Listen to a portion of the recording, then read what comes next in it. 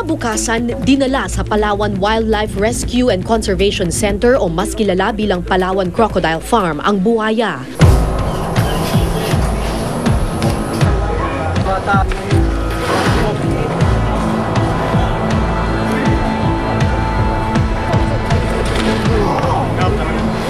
Ito nga ba ang buhayang kumain kay Edwin Lucero noong June 21?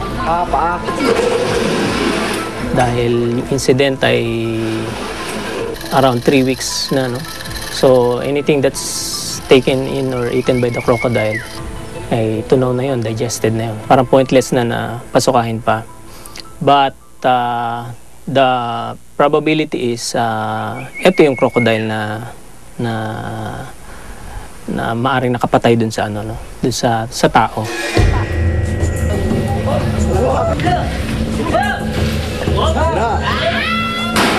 Base sa pagsusuri sa kilos, laki at lugar kung saan nahuli ang buhaya, malaki raw ang posibilidad na ito nga ang buhayang kinatatakutan sa Rio Tuba. Usually pag may malaking crocodile sa isang lugar, territorial yan kasi, territory niya yan. At yan nahuli malapit sa community, so most likely talaga siya na yung naka-aksidente dun sa taong namatay. Pero hindi lang ito ang natuklasan ng mga eksperto sa kanilang pagsusuri.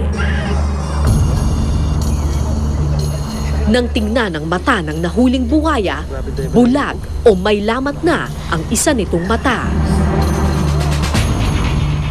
Naalala ko ang kwento ng mga taga Rio Tuba sa akin noon kung paano nila pinagtulungang tusukin ang mata ng buhayang umatake sa loob ng kanilang komunidad.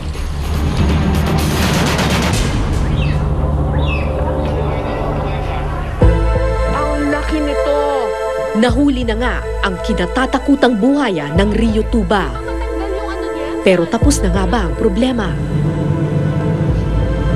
Gaano man sila kabangis, kahati natin sila sa mundong ito. At hanggat patuloy ang tao sa pagpatay sa kapaligiran, hanggat di tayo natututong irespeto ang bawat isang nilalang, hindi titigil ang buhaya sa paghahanap ng bagong tahanan. Hindi titigil ang pangamba at agam-agam dahil ang sugat ng kalikasan ay tiyak atin ring mararamdaman. Ako po si Cara David at ito po ang Eyewitness.